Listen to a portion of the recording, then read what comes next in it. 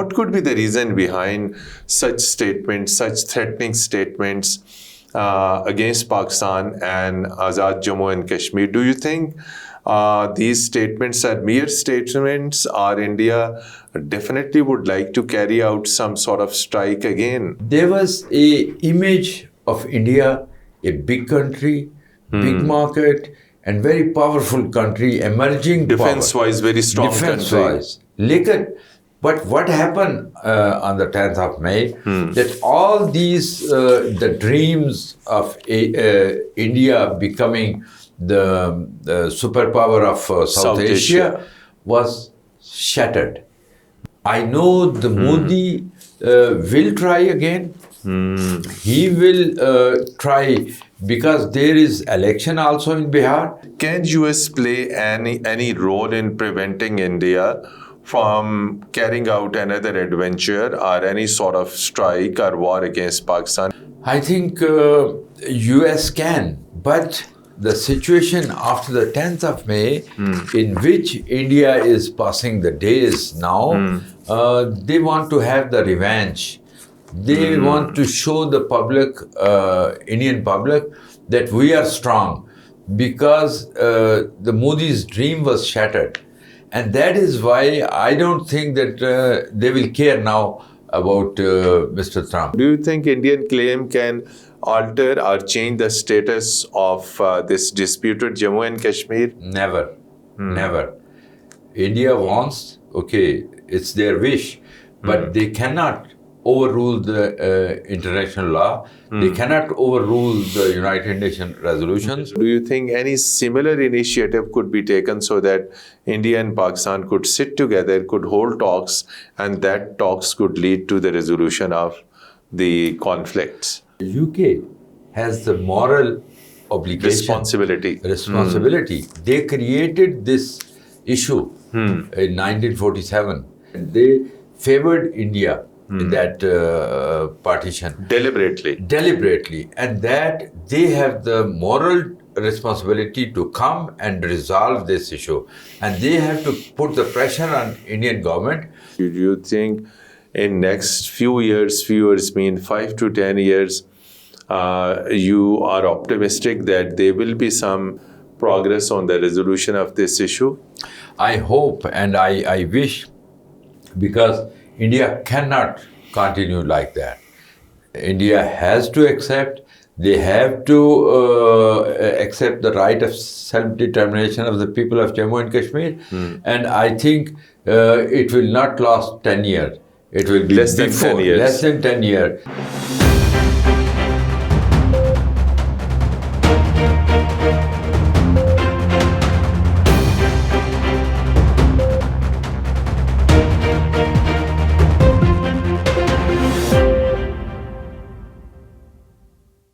Bismillahirrahmanirrahim. Hello and welcome to program Insight in V News English. Dear viewers, although there was ceasefire on 10th of May between India and Pakistan, when India made first unprovoked attack on Pakistan, Pakistan ultimately gave a befitting response to India. The battle between Pakistan and India continued for several hours. Then finally, United States maintained ceasefire. So this all happened after a terror incident that took place in a town, Pahalgam, in Indian illegally occupied Jammu and Kashmir. Unfortunately, India directly blamed Pakistan, that Pakistan was behind. Pakistan denied Indian charges and sincerely offered investigation into that particular terror incident that took place on 22nd of April this year. If we talk of the current situation between Pakistan and India, it is still tense. Over the last several weeks, Indian top military and political leaders are giving provocative statements, threatening statements that they will carry out strikes, they will carry out attack, and this Operation Sindoor is continuing. So, and India is also denying any possible role that has been played by United States in maintaining ceasefire. It was not only ceasefire. So, under the ceasefire plan, India and Pakistan were also supposed to hold talks, but India did not agree to that. Due to this Indian attitude, the peace in South Asia is in danger. To discuss this all, and along with this, the war of narrative between India and Pakistan, whether Pakistani narrative is being heard after 10th May Marka-e-Haq between India and Pakistan, whose narrative is being heard, either India or Pakistan's, and whose narrative is based on facts and truth. To discuss this all, today we are fortunate to have with us one of renowned Kashmiri activists, chairman of Kashmir Council Europe, Mr. Raza Syed. Mr. Raza Syed is very active over last many decades in European capital Brussels. Very warm welcome to program Inside in V News English. As he mentioned in the opening, situation between India and Pakistan is very tough and very tense. Right? Situation between Pakistan and India is still tense, despite the fact that on 10th of May there was ceasefire, which was mediated by United States of America, and just a couple of days before, Pakistan Army issued a very strong statement, and in that statement, Pakistan Army took strong exception to the provocative and threatening statements by Indian military and political leaders. So how you see, what could be the reason behind such statements, such threatening statements against Pakistan and Azad Jammu and Kashmir? Do you think these statements are mere statements, or India definitely would like to carry out some sort of strike again?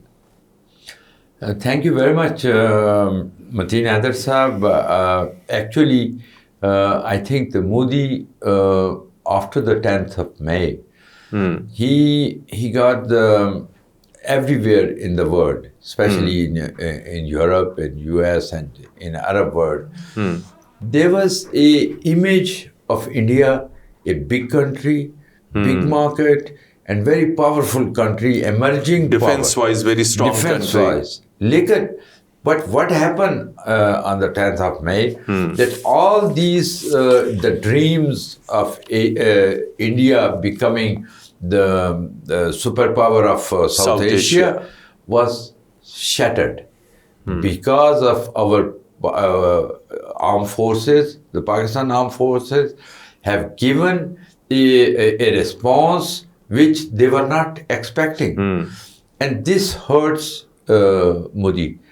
I know the Modi will try again. He will try because there is election also in Bihar. One reason. The second reason is that all in front of the international community, the image of India is not which was before 10th of May. So it means that India will try to attack, but they should know that if again they try, they will get more severe response from than the previous one. Yeah, they will get the more severe response because the Pakistan armed forces, they are actively watching the moves of Indian forces and Indian agenda. So, in my opinion, Modi should not take this risk because they got 10th of May, and 10th of May, the next response will be more stronger than the 10th of May, and that will be more damaging for India in front of international community. And that's the reason that India is now trying to blame on Sirkirk, on Kashmir, on whatever, on about the terrorism, all these things, nobody is listening. And I will tell you, in Europe, I have seen the people who were talking with us before, but not in the same way as after 10th of May. After 10th of May, I have seen the behavior change. The people who were not listening to us, they started listening to us, and the Pakistan started giving importance to Pakistan. Of course, and that is very important. And you can see after this in Middle East, the Saudi Arabia, the Arab countries, and in European countries, because the problem was that Indian Foreign Minister just Mr. Jaishankar, he was in Brussels and he was giving lectures. Recently, Okay. before 10th of May, but he was giving the lectures to the Europeans, and the Europeans were very angry about that, that he is giving us, they were too arrogant, the Indian foreign minister and others also. Because Europe wanted to have the free trade agreement with India, and India was refusing. They have some conditions that they have to accept, but Europe was not listening to that. But now it is changing, because after that 10th of May, India has no same status as before. So another thing, since 10th of May, if we look into last 4-5 months time period, Pakistan got quite close with United States administration. First, there was Army Chief Field Marshal Asim Munir's one-on-one meeting with US President Trump. And then later on 25th of September, there was again another meeting between Pakistani military leadership and Prime Minister of Pakistan, Mr. Shahbaz Sharif. What do you think, because of this close partnership between Pakistan and United States, can US play any role in preventing India from carrying out another adventure or any sort of strike or war against Pakistan? Because currently United States is the only country which can prevent India from doing any possible adventurism against Pakistan. So do you think US can prevent India from doing so? I think US can, but the situation after the 10th of May, in which India is passing the days now, they want to have the revenge. They want to show the public, Indian public, that we are strong, because the Modi's dream was shattered.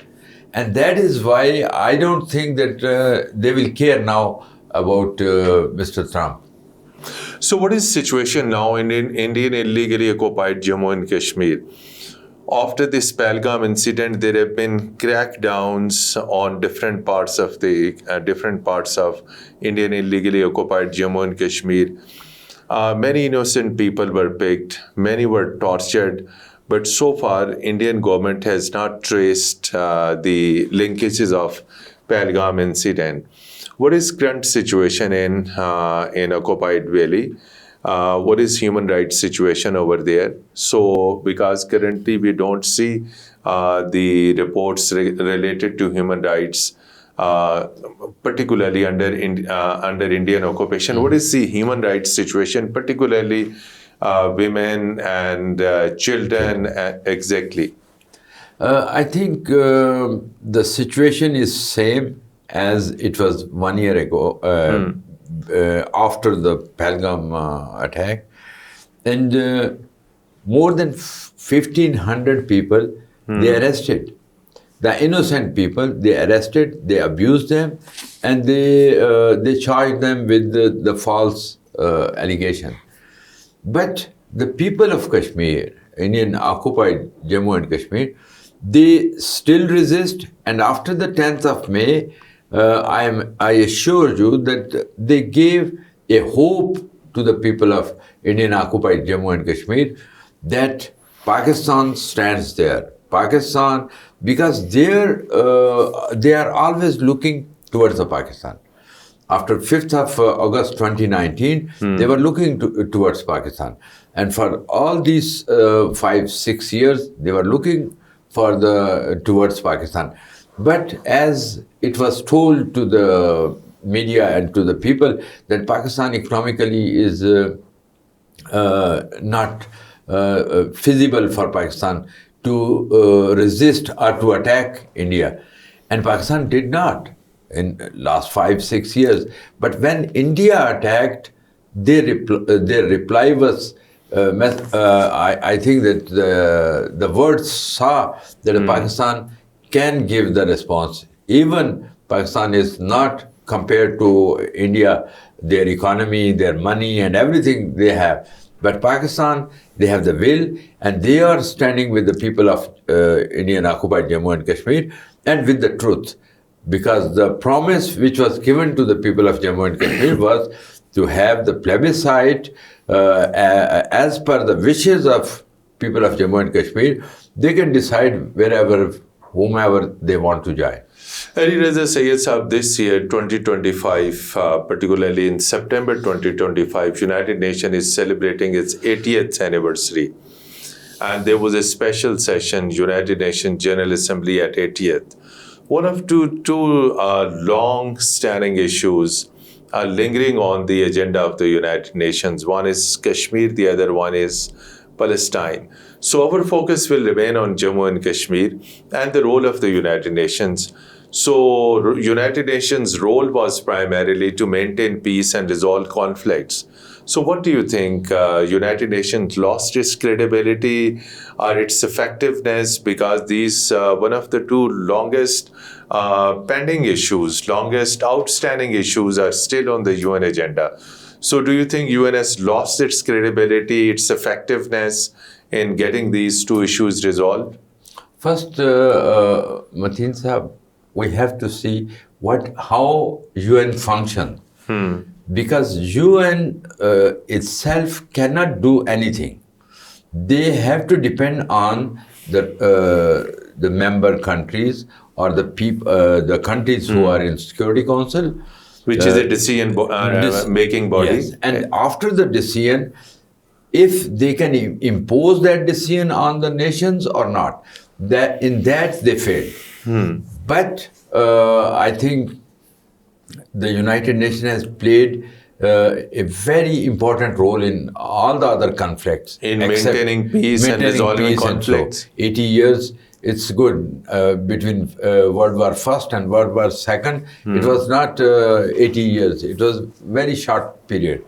So I think it is good, but the problem is that the member countries like US or France, Germany, France, UK, the 5 permanent Exactly, members. Russia and China. Yeah.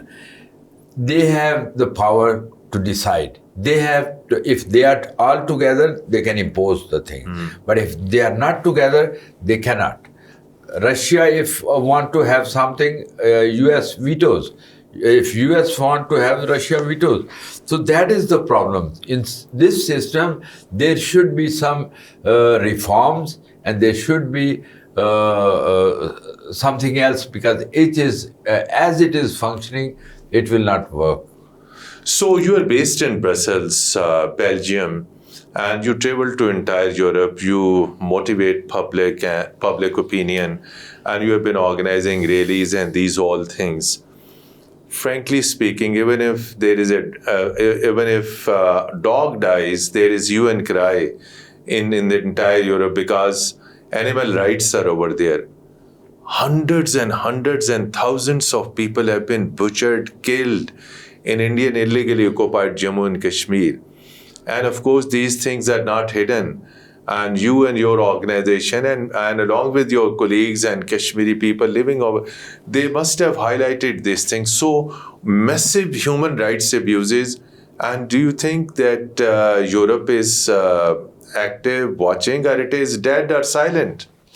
I think UN Human Rights Council in Geneva, they issued 2 reports in 2018 and 2019.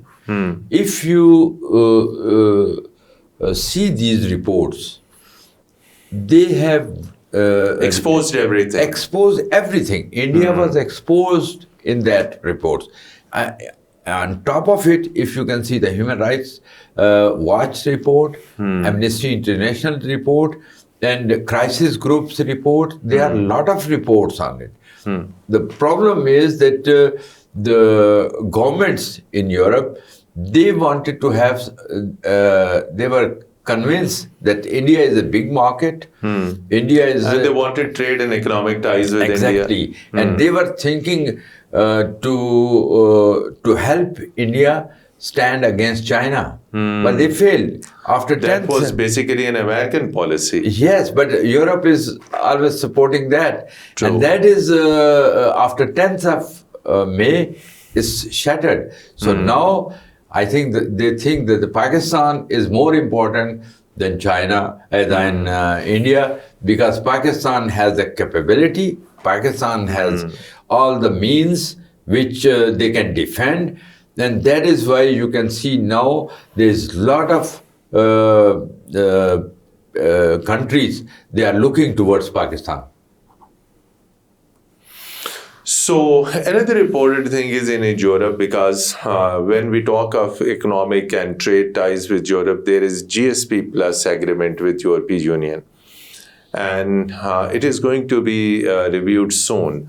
So what do you think that Pakistan truly benefited from that, or what needs to be done more so that Pakistan can maximum take benefit of that agreement? And we do hope that this will be reviewed for another term, true.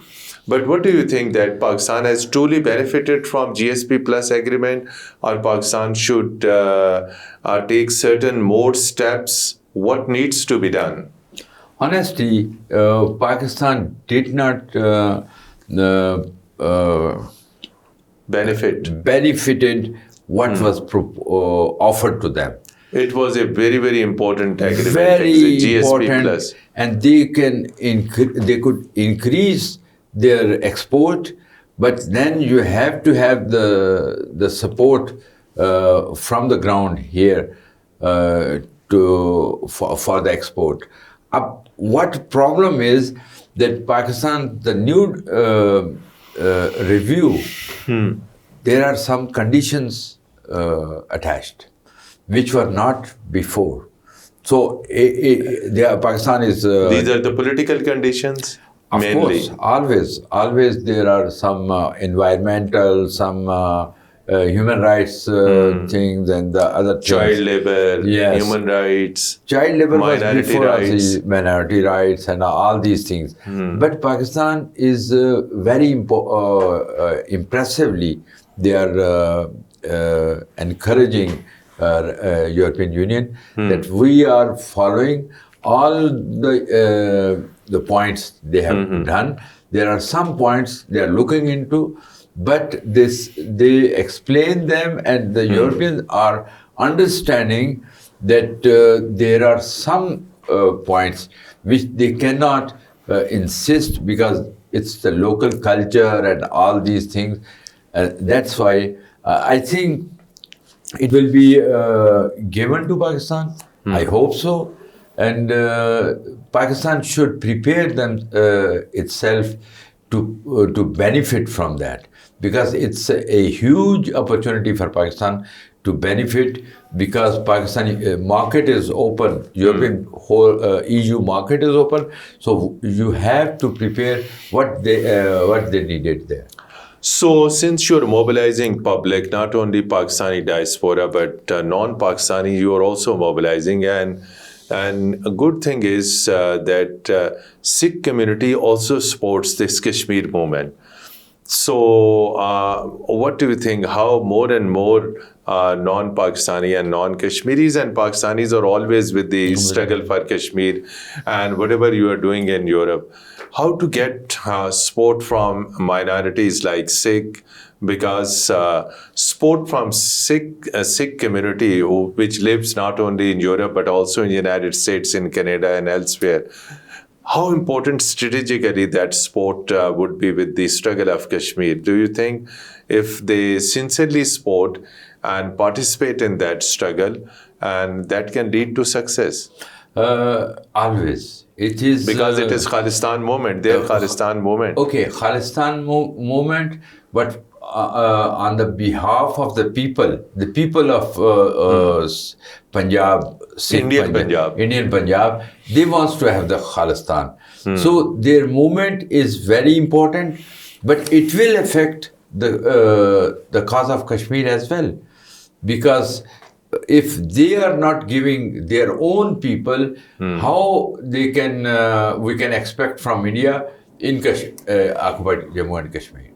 because India is violating in occupied Jammu and Kashmir all the rules, all international norms. We have our friend Khurram Parvez, who is in jail for 5 years now. Yasin Malik, Shabir Ahmad Shah, and many more leaders, they are in prison. Why? Because the Indian government is afraid of the Kashmiris, human rights activists, and all those, the political activists. So there is a general perception that after 5th August 2019, so of course whatever India did, it is quite obvious that it revoked the special status of Jammu and Kashmir. So what do you think after that? Is the struggle for Jammu and Kashmir is still legitimate because the Jammu and Kashmir is still on the agenda of UN Security Council? But India doesn't accept that particular thing. India says now that Jammu and Kashmir, it is union territory. So do you think Indian claim can alter or change the status of this disputed Jammu and Kashmir? Never. Never. India wants, okay, it's their wish, but they cannot overrule the international law. They cannot overrule the United Nations resolutions. They have to, one day or another, they have to accept that the people of Jammu and Indian occupied Jammu and Kashmir, they have their right to decide about their future. So United Kingdom is also part of this particular issue because they were ruling in 1947. The British India was under their control. So what do you think, United Kingdom, do you think in future could play any role along with United States? Any possibility that UK and USA can bring India and Pakistan on negotiation table as they have done on Gaza issue or on Palestine issue? Finally, peace is expected in Gaza. So do you think any similar initiative could be taken so that India and Pakistan could sit together, could hold talks, and that talks could lead to the resolution of the conflicts? I think the UK has the moral obligation. Responsibility. They created this issue in 1947. If they were not, they did not support Nehru, and in different ways, the Kashmir issue was solved in 1947. But they did not respect it, and they favored India in that partition. Deliberately. And that they have the moral responsibility to come and resolve this issue. And they have to put the pressure on Indian government, because Pakistan is always ready to talk. Pakistan is always saying that we accept the third party involvement, mediation. But India is not ready to accept. Not ready to accept. And that's why I think the British government has the responsibility to put pressure on India. And as for America, US also, as a leader of the nation's only superpower at this moment, is have the responsibility to do. But the problem is that, again, I will come back to the May 10th. Before Mark-e-Haq, before that, the situation and the thinking of these countries were different. But now the thinking is different. So we hope that the day will come then when the people of Jammu and Kashmir will get their right to self-determination, inshallah. So India describes this freedom struggle as a terrorism, as a terrorism, that it is terrorism. But it is not terrorism, it is their freedom struggle. So has the international community convinced that it is a peaceful struggle for independence? Are the international communities convinced on Indian narrative? What is fact now in Europe and beyond Europe? Now Indian narrative is shattered. Why? Because India was lying for last 78 years. and they have lied during the episode of May 6th to 10th. World has They made seen massive propaganda but failed. failed, but it was on lies, and that is why the world, they don't believe what Indians are saying. Indian media, Indian government, whatever they say, they don't believe. But before May 10th, they were believing on them, and that is a different situation now. So, other than public opinion, please share with our audience how media is reporting the European media, because European media is also considered one of the freest media, true? Newspapers, radio, television channels, digital media, and now most powerful is the social media. What is the condition of the open media as far as this Jammu and Kashmir dispute is concerned? Are they carrying pictures, stories, features, or interviews of the Kashmiri leaders, things like that? Have they started carrying the stories about Kashmir? From 5th of September 2025, we have an exhibition in Perpignan, France, where the Kashmir Wait and See. Kashmir Wait and See. That is the book, pictorial book by Cedric Gerbaille, a Belgian photographer. True. And he traveled to Indian occupied Jammu and Kashmir for 3 times, and then he traveled to Azad Kashmir and Gilgit-Baltistan. So it is a comprehensive book. Collection of photographs. Collection of photographs. But there is some history also about Kashmir. You cannot imagine that after the launch, there was several TV channels, European TV channel, RTE, RTBF, and France 2, lot of other channels. They talked about Kashmir. Then the newspapers, they publish 2-page, 3-page stories. Supplement on Kashmir. So the Kashmir is becoming more and more in public's eyes. So it will help, yeah. Finally, I would like to seek your comments. How you see the future of Jammu and Kashmir issue? Do you think in next few years mean 5 to 10 years, you are optimistic that there will be some progress on the resolution of this issue? I hope and I wish, because India cannot continue like that. India has to accept, they have to accept the right of self-determination of the people of Jammu and Kashmir. And I think it will not last 10 years. It will be less than 10 years. Less than 10 years. The people, the world will be changed. You have seen. And world will witness that there is a change of the Jammu and Kashmir status. Yeah. That it might get independence before 10th year, true? I think it will get the Kashmiri, Indian occupied Jammu and Kashmir, they will get their basic rights which were promised to them by United Nations.